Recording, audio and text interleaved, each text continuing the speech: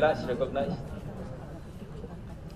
Maraming salamat po, Mr. Chairman, at magandang umaga po sa inyong lahat muli, my dear colleagues and also our resource speakers. Dahil sa reminder ng ating chair na medyo gusto tayo sa oras, marami po sana akong punto na dapat talakayin, particularly the specific nuances sa bills.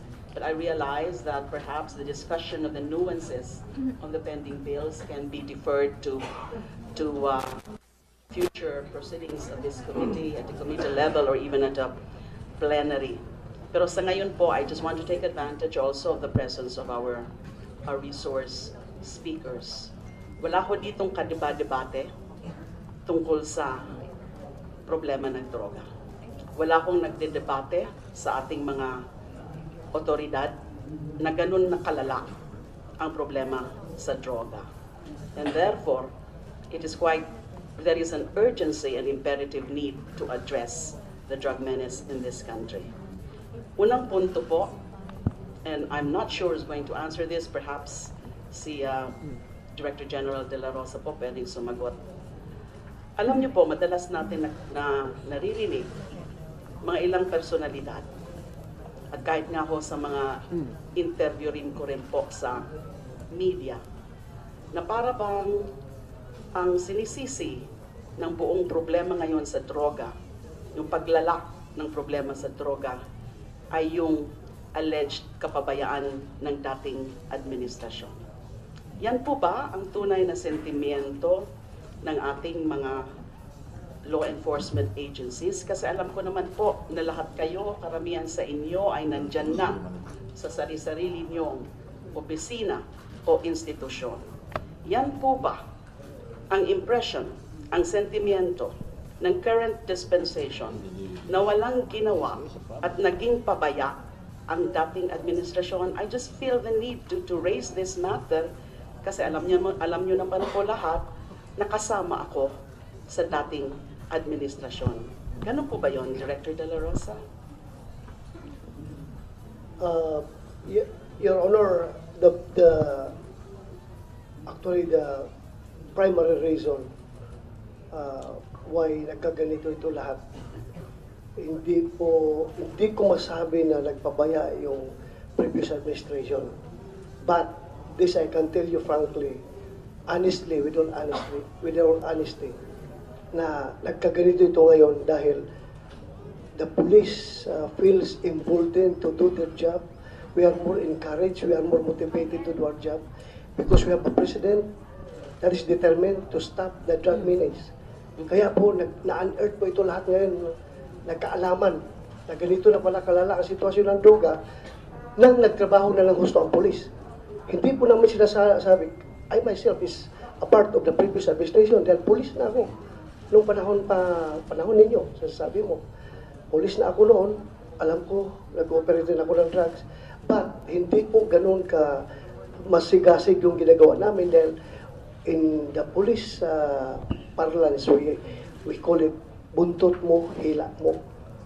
Ikaw, police ka noon, magpahiro-hiro ka, mag-operate ka, nabangga mo yung sindikato, ang drug lord pala, yung gobernur, yung mayor, then relieve ka, isang taon lang sa Malacanang. Lalo na kung kapartido nasa Malacanang yung alaga niya yung mayor. Tanggal ka. Excuse lang po, General De La Rosa, dyan po ako medyo nababahala, katulad yan. I mean, you were again, I appreciate the candor and your very frank manner of expressing your thoughts. Katulad na naman yan, isang tawag lang sa palasyo at clear na yung kung sino man yan.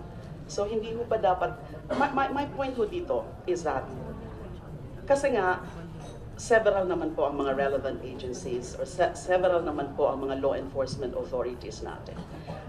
Gusto ko pong malaman kung pagpasok po ninyo, pagpasok nitong bagong administrasyon na to, humingi ho ba kayo ng talagang mga comprehensive accomplishment reports na nanggagaling sa iba-ibang ahensya? Katulad ng NBI, katulad ng PIDEA, katulad ng Anti-Drug Unit of PNP, ng PAOK. Alam niyo yung PAOK, ano? Presidential Anti-Organized crime, Yes, sir. dyan sa kanilang anti-drug campaign din nung nakaraang administrasyon. Kumuha po kayo ng comprehensive report para makita naman po ng ating mga kababayan na marami naman po mga ginawa. Yang mga ahensya na yan, in terms of investigations, in terms of filing cases, in terms of conducting operations, and also in terms of prosecuting. Although, meron po akong itatanong din mamaya sa mga representative from the DOJ. Di ko ba ganon? Ako po mismo, as a former SOJ, alam ko po mismo yung mga operations na ginagawa ng NBI. Marami rin po silang mga operations noon. Hindi lang po siguro masyadong napapabalita. So did you ever ask for comprehensive accomplishment reports from all of these agencies when you took over, or this administration took over? Your Honor, honestly, hindi po ako humingi dahil that is beyond my concern already. Tapos na po yun. Ang hinaharap ko ngayon, ng present problema na kinakarap ko, napakalaki yung problema po hinaharap ko ngayon. Bakit pa ako magdidig ng previous records na ang dami kong problema, hindi nga ako makatulog, Your Honor. So, And we know 2 that. hours lang po ang tulog ko, 4 hours dahil sa problema ng droga. And yun pa, mag-imbestiga ko sa nangyari before. Anyway, inasabi ko lang po ito na ganito po dahil that's coming from the PO1 on the ground, yung mga polis namin sa baba.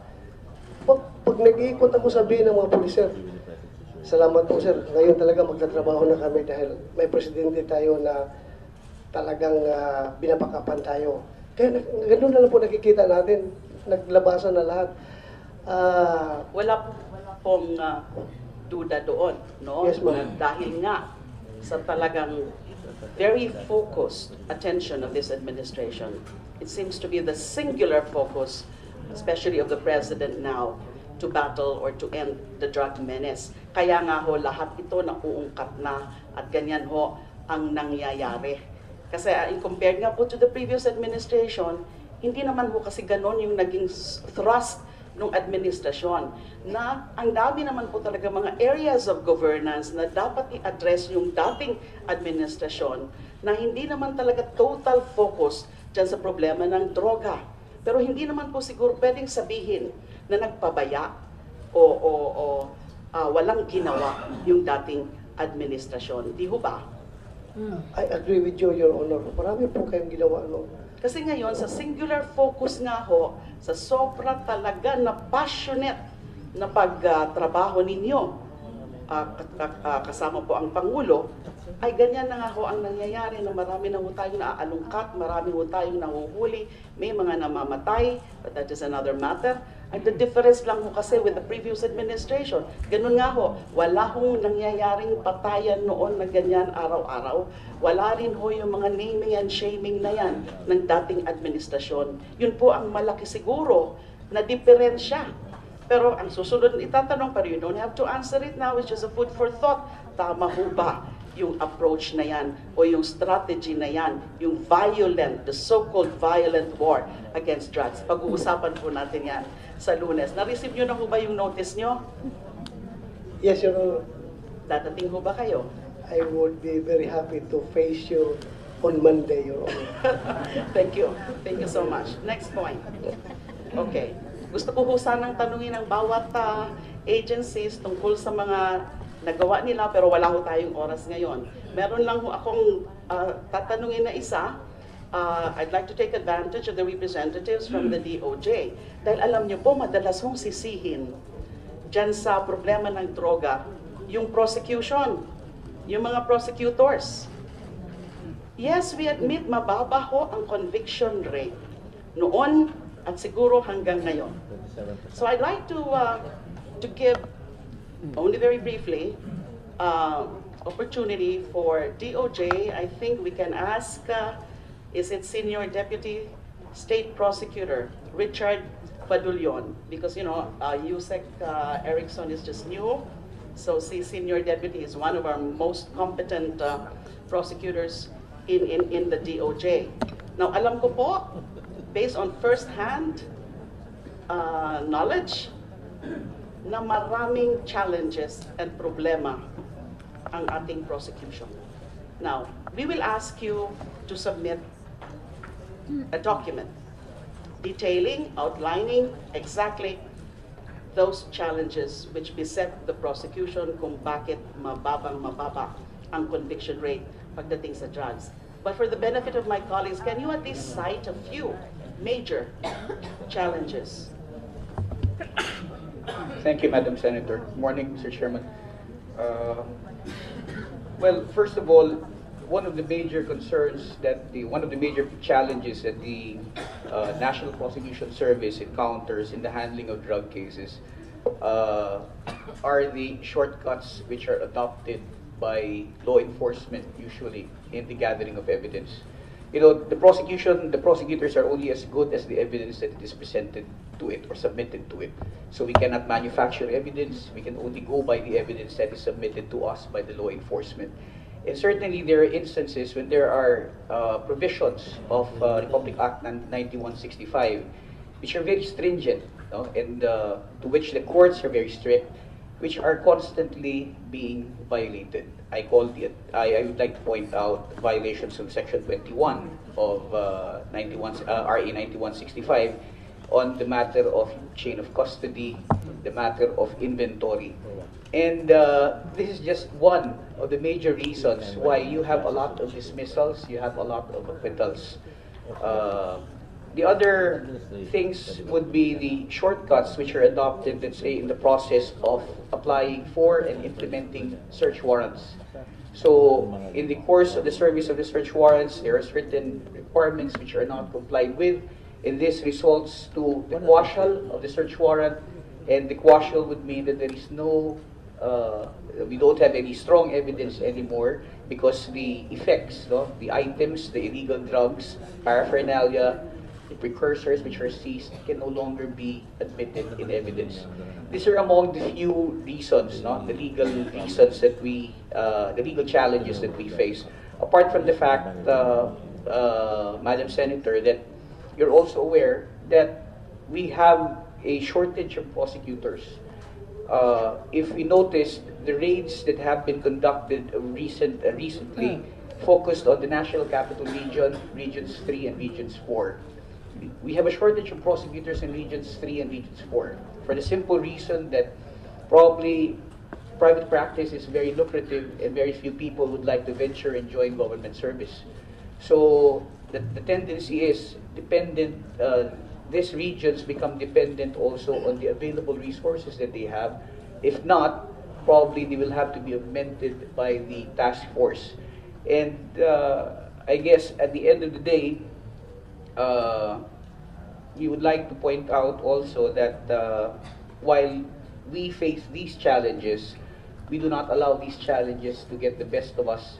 We have worked and we will continue to work closely with the PIDEA, with the Philippine National Police and the NBI and all other drug enforcement agencies to make sure that we can at least improve the manner by which evidence is collected so that we can ensure that we have a higher success rate in our prosecution.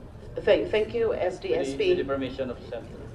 You failed to mention, but I guess one of the factors, no, is corruption in the prosecution service, also a reason for the low conviction rate.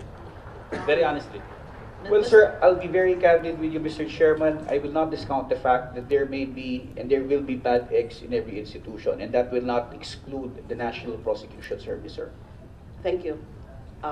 Again, because of time constraints, I was just asking you about, you know, the top of mind thoughts about the challenges besetting. But can we ask you to submit to this committee a paper outlining all the challenges that beset the National Prosecution Service? And I was about to actually state that, Mr. Chair, that we're not saying here, and even SDSP Richard here is not saying that the National Prosecution Service is completely faultless.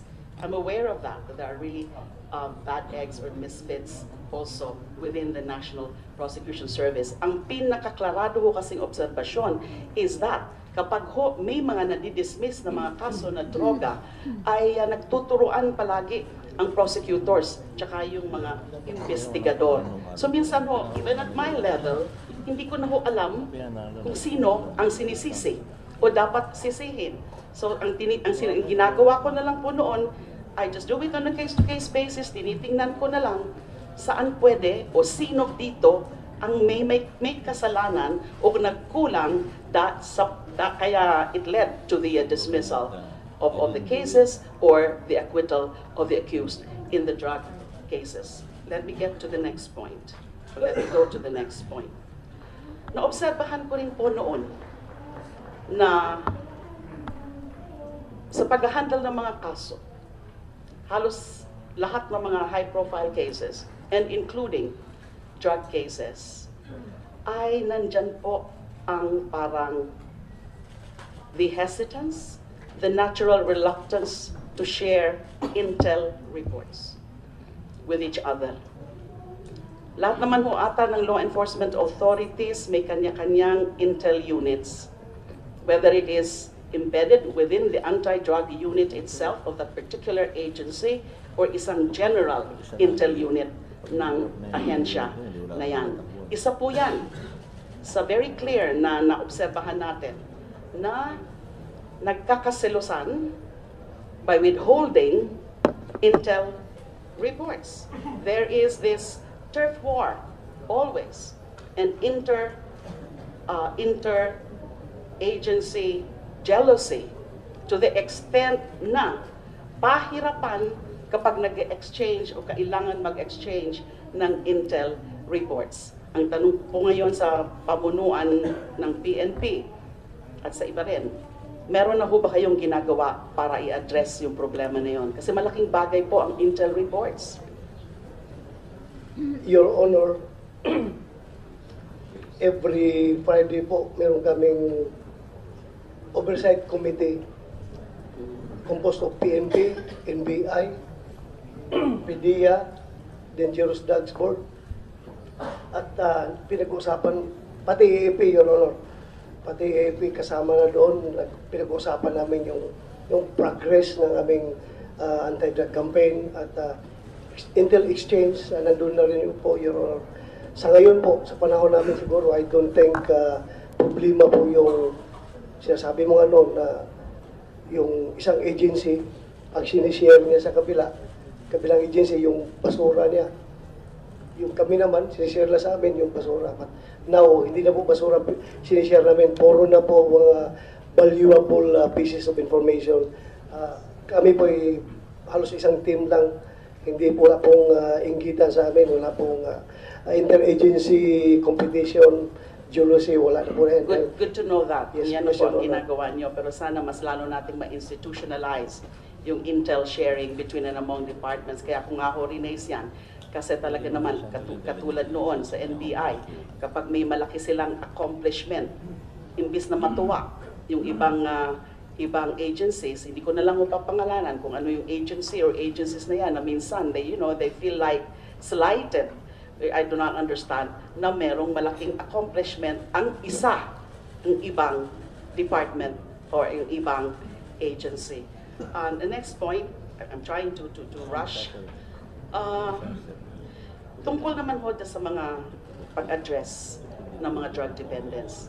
I was listening intently dun sa mga points ni Senator Riza, and I definitely agree that the authorities should start really looking at this whole problem as more of a public health issue rather than a law enforcement punitive matter. Now, sa tingin ko kasi, itong sitwasyon natin ngayon, itong emergency that we're now having on the drug problem, is the capacity of the government to process all drug dependents who are submitting themselves to voluntary rehabilitation. Now, the problem sa tingin ko po, twofold. Una, the process of commitment, and then pangalawa, the lack of government and public rehabilitation facilities. Let's not talk here about the private rehabilitation facilities kasi nga, these are, very prohibitive ang pagpapasok sa mga private, although dapat gawan din ho ng paraan yan, maaari, through legislation. Now, gusto ko kung sino ho ba ang pwedeng mag-describe very briefly ng proseso of commitment into a government rehabilitation facility like Bikutan for both voluntary and non-voluntary dependents. Kasi may mga nakausap po ako ng mga kamag-anak na mga drug users, pahirapan daw palagi kapag nag-a-apply for rehabilitation. Voluntary rehabilitation. Pero dalawa nga akong klase yan. Voluntary and involuntary rehabilitation. Ano ho bang proseso dito? Sino ho ba pwedeng sumagot dito? DDB, Secretary Rojas, Thank you, ma'am, for the please. question. The policy is that yung mga voluntary surrenderers, they go to to our office, the DDB, or even to the Department of Health. They can be screened. Pang screening, ma'am, kuwan lang yun, mga 11 questionnaires, check lang or cross. Then, pag nakita natin the user needs confined rehabilitation, our lawyers apply with the court for the court to issue. Yes. So, a petition need to be filed before the court. Sino ho ang nagpa-file? The law states that it should be the lawyers of the Dangerous Drugs Board, but we're coordinating with the Parole and Probation Office for their lawyers to help us in filing the petitions with the court. So it's the DDB and not the PIDEA? I thought all along it's the PIDEA or the PIDEA lawyers or personnel who files these petitions in court. We're It's the also being assisted by PDEA, ma'am. Meron mo ba kayang particular unit sa PIDEA na ganun lang ang dapat gawin, yung nagfa-file ng petitions for rehabilitation or for commitment? Meron ho ba? We don't have that unit, Your So Honor. sino ba mga ginagamit nyo dyan? Yung pagpa-file, yung pagpre-prepare ng mga petitions, kasi kasama nga ho dun sa sumbong yan, na kapag pumupunta sila sa kung anumang ahensya, grabe ang pagtuturo kung saan-saan, tinuturo-turo sila kung saan-saan, hanggang napapagod sila, they have to surrender, and they have to content themselves with going straight or going to a private facility kahit hirap sila sa resources. So, para kung kasolusyonan natin. It is DDB, Your Honor. Ma'am, we have the 3 lawyers at DDB to file petitions to the court for the issuance of the court order. Lahat po yan, sila ang nag-handle? Yes, ma'am, but we also have Is that DDB. on the national scale? That's why, ma'am, we also have Tatlo lang DDB po? representatives. We are coordinating with this Probation Board for their lawyers to assist us, especially sa countrysides, to file the petitions with the court. Actually, Because ma'am, we have nandito to po yung go background. by the premise na itong mga drug users na ito, itong mga drug dependents na ito, ay pwede pa talagang matulungan. Correct? Yes, But ma'am. paano po natin sila matutulungan? Kung sa proseso pa lang, hirap na.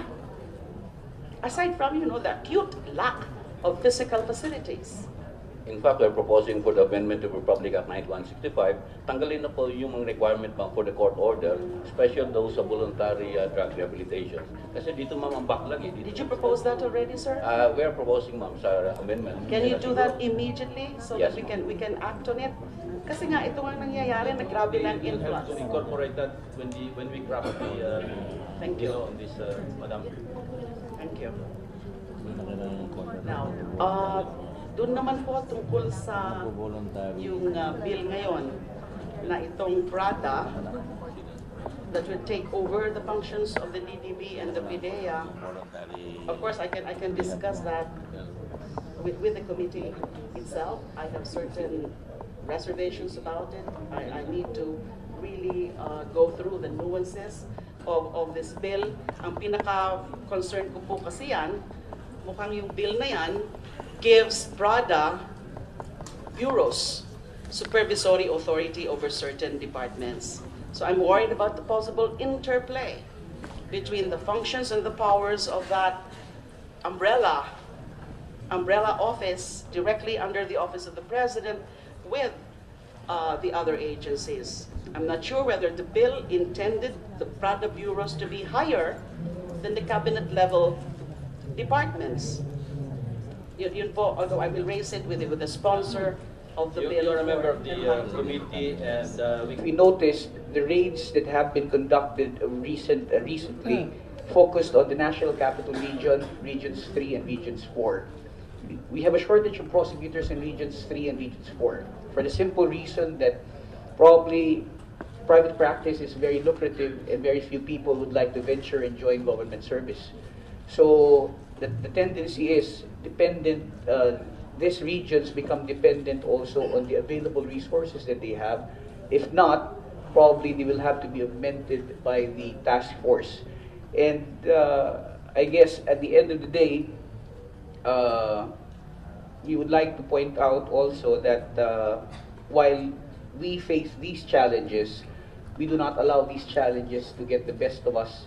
We have worked and we will continue to work closely with the PIDEA, with the Philippine National Police and the NBI and all other drug enforcement agencies to make sure that we can at least improve the manner by which evidence is collected so that we can ensure that we have a higher success rate in our prosecution. Thank you, With SDSP. the permission of the Senator. You failed to mention, but I guess one of the factors, no, is corruption in the prosecution service, also a reason for the low conviction rate. Very honestly.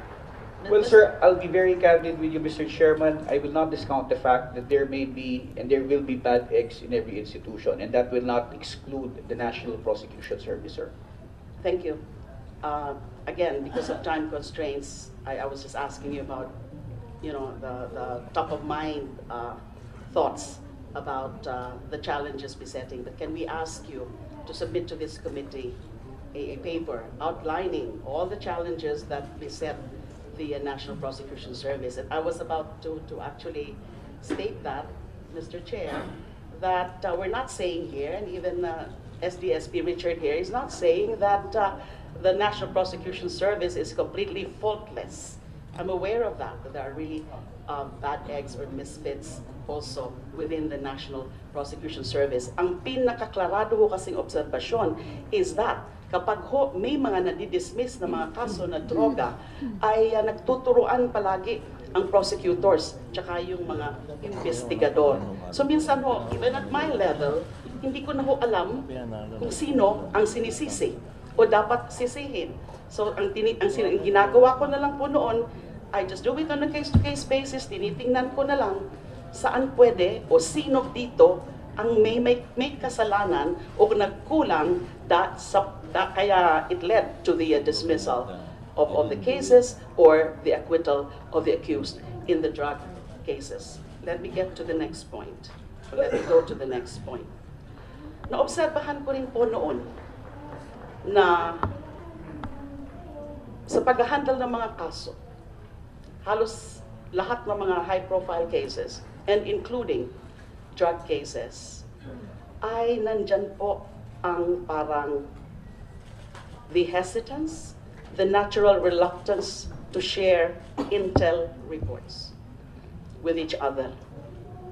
Lahat naman ho ata ng law enforcement authorities may kanya-kanyang intel units, whether it is embedded within the anti-drug unit itself of that particular agency or isang general intel unit ng ahensya na yan. Isa po yan sa very clear na naobserbahan natin na nagkakaselosan by withholding intel reports. There is this turf war always, and inter-agency jealousy to the extent na pahirapan kapag nag-exchange o kailangan mag-exchange ng intel reports. Ang tanong po ngayon sa pamunuan ng PNP at sa iba rin, meron na ho ba kayong ginagawa para i-address yung problema na yun? Kasi malaking bagay po ang intel reports. Your Honor, every Friday po, meron kaming oversight committee composed of PNP, NBI, PIDEA, Dangerous Drugs Board, at pinag-uusapan, pati AAP, Your Honor, pati AAP kasama na doon, pinag-uusapan namin yung progress ng aming anti-drug campaign at intel exchange, nandun na rin po, Your Honor. Sa ngayon po, sa panahon namin siguro, I don't think problema po yung sinasabi mo nga noon na yung isang agency, ang sinishare niya sa kabilang agency, yung basura niya, yung kami naman, sinishare lang sa amin yung basura. But now, hindi na po basura sinishare namin. Puro na po mga valuable pieces of information. Kami po ay halos isang team lang. Hindi po wala pong inggitan sa amin. Wala pong interagency competition, jealousy, wala na po rin. Good to know that. Yes, Yan na po ang Commissioner. ginagawa nyo. Pero sana mas lalo nating ma-institutionalize yung intel sharing between and among departments. Kaya kung ako rinaise yan, kasi talaga naman, katulad noon sa NBI, kapag may malaki silang accomplishment, imbis na matuwa yung ibang agencies, hindi ko na lang mapapangalanan kung ano yung agency or agencies na yan, na minsan, they feel like slighted. I do not understand na merong malaking accomplishment ang ibang department or yung ibang agency. The next point, I'm trying to rush. Tungkol naman ho sa mga pag-address ng mga drug dependents. I was listening intently dun sa mga points ni Senator Riza, and I definitely agree that the authorities should start really looking at this whole problem as more of a public health issue rather than a law enforcement punitive matter. Now, sa tingin ko kasi, itong sitwasyon natin ngayon, itong emergency that we're now having on the drug problem, is the capacity of the government to process all drug dependents who are submitting themselves to voluntary rehabilitation. Now, the problem sa tingin ko po, twofold.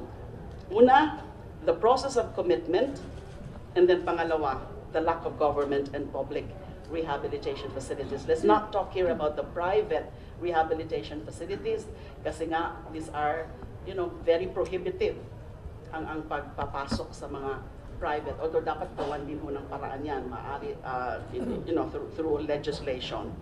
Now, gusto ko kung sino ho ba ang pwedeng mag-describe very briefly ng proseso of commitment into a government rehabilitation facility like Bikutan for both voluntary and non-voluntary dependents. Kasi may mga nakausap po ako ng mga kamag-anak na mga drug users, pahirapan daw palagi kapag nag-a-apply for rehabilitation. Voluntary rehabilitation. Pero dalawa nga akong klase yan. Voluntary and involuntary rehabilitation. Ano ho bang proseso dito? Sino ho ba pwedeng sumagot dito? DDB, Secretary Rojas, Thank you, ma'am, for the please. question. The policy is that yung mga voluntary surrenderers, they go to our office, the DDB, or even to the Department of Health, they can be screened. Pang-screening, ma'am, kuhaan lang yun, mga 11 questionnaires, check lang or cross. Then, Last recognized.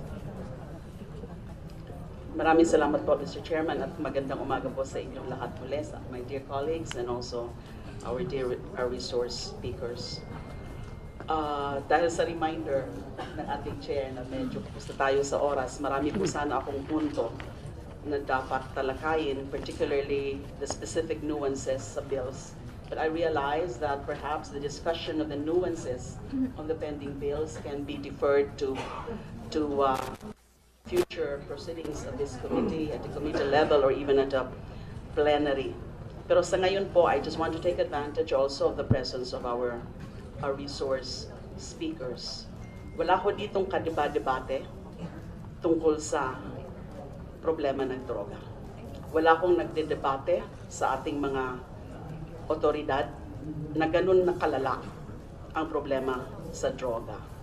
And therefore, there is an urgency and imperative need to address the drug menace in this country. Unang punto po, and I'm not sure who's going to answer this, perhaps si Director General De La Rosa po pwedeng sumagot.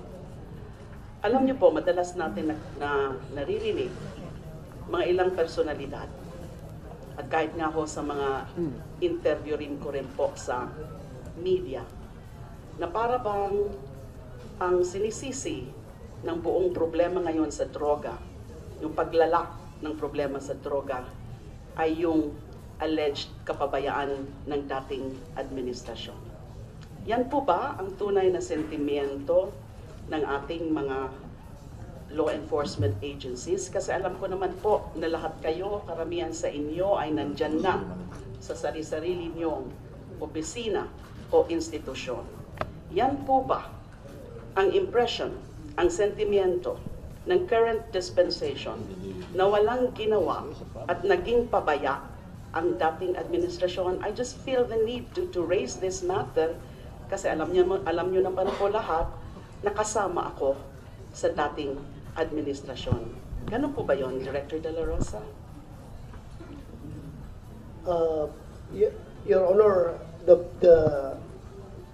actually the primary reason why nagkaganito ito lahat, hindi ko masabi na nagpabaya yung previous administration. But this I can tell you frankly, honestly, with all honesty, na nagkaganito ito ngayon dahil the police feels emboldened to do their job. We are more encouraged, we are more motivated to do our job because we have a president that is determined to stop the drug menace. Kaya po, na-unearth po ito lahat ngayon, nagkaalaman na ganito na pala kalala ang sitwasyon ng droga nang nagtrabaho na lang gusto ang polis. Hindi po namin sinasabi, I myself is a part of the previous administration dahil polis na ako. Nung panahon ninyo, sasabi mo, polis na ako noon, alam ko, nag-operate din ako ng drugs, but hindi po ganun ka masigasig yung ginagawa namin dahil in the police parlance, we call it buntot mo, hila mo. Ikaw, pulis ka noon, magpahiro-hiro ka, mag-operate ka, napangga mo yung sindikato, ang drug lord pala, yung gobernador, yung mayor, then relieve ka, isang taon lang sa Malacanang. Eh, lalo na kung kapartido ng nasa Malacanang yung alaga niya yung mayor. Tanggal ka. Excuse lang po, General De La Rosa, dyan po ako medyo nababahala, katulad yan. I mean, you were again, I appreciate the candor and your very frank manner of expressing your thoughts. Katulad na naman yan, isang tawag lang sa palasyo at clear na yung kung sino man yan. So hindi mo pa dapat, my point ho dito is that, kasi nga, several naman po ang mga relevant agencies or several naman po ang mga law enforcement authorities natin. Gusto ko pong malaman kung pagpasok po ninyo, pagpasok nitong bagong administrasyon na ito, humingi ho ba kayo ng talagang mga comprehensive accomplishment reports na nanggagaling sa iba-ibang ahensya? Katulad ng NBI, katulad ng PIDEA, katulad ng Anti-Drug Unit of PNP, ng PAOK. Alam niyo yung PAOK, ano? Presidential Anti-Organized Crime. Diyan sa kanilang anti-drug campaign din nung nakaraang administrasyon. Kumuha mo po kayo ng comprehensive report para makita naman po ng ating mga kababayan na marami naman po mga ginawa. Yang mga ahensya na yan, in terms of investigations, in terms of filing cases, in terms of conducting operations, and also in terms of prosecuting. Although, meron po akong itatanong din mamaya sa mga representative from the DOJ. Di ko ba ganon? Ako po mismo, as a former SOJ, alam ko po mismo yung mga operations na ginagawa ng NBI. Marami rin po silang mga operations noon. Hindi lang po siguro masyadong napapabalita. So did you ever ask for comprehensive accomplishment reports from all of these agencies when you took over, or this administration took over? Your Honor, honestly, hindi po ako humingi dahil that is beyond my concern already. Tapos na po yun. Ang inaharap ko ngayon, ng present problema na kinakarap ko, napakalaki yung problema po inaharap ko ngayon. Bakit pa ako magdidig ng previous records na ang dami kong problema, hindi nga ako makatulog, Your Honor. So, 2 hours lang po tulog ko, 4 hours dahil sa problema ng droga. And yun pa, mag-imbestiga ko sa nangyari before. Anyway, inasabi ko lang po ito na ganito po, dahil that's coming from the PO1 on the ground, yung mga police namin sa baba. Pag pag nag-iikot ako sabihin ng mga pulis, sir, salamat po sir, ngayon talaga magtatrabaho na kami dahil may presidente tayo na talagang binapakapan tayo. Kaya ganoon na lang po nakikita natin, naglabasan na lahat. Wala pong duda doon, no? Yes, ma'am. Dahil nga sa talagang very focused attention of this administration, it seems to be the singular focus, especially of the president now, to battle or to end the drug menace. Kaya nga ho, lahat ito nauungkat na at ganyan ho ang nangyayari. Kasi compared nga po to the previous administration, hindi naman ho kasi ganon yung naging thrust ng administrasyon na ang dami naman po talaga mga areas of governance na dapat i-address yung dating administrasyon na hindi naman talaga total focus dyan sa problema ng droga. Pero hindi naman po siguro pwedeng sabihin na nagpabaya o walang ginawa yung dating administrasyon. Di ho ba?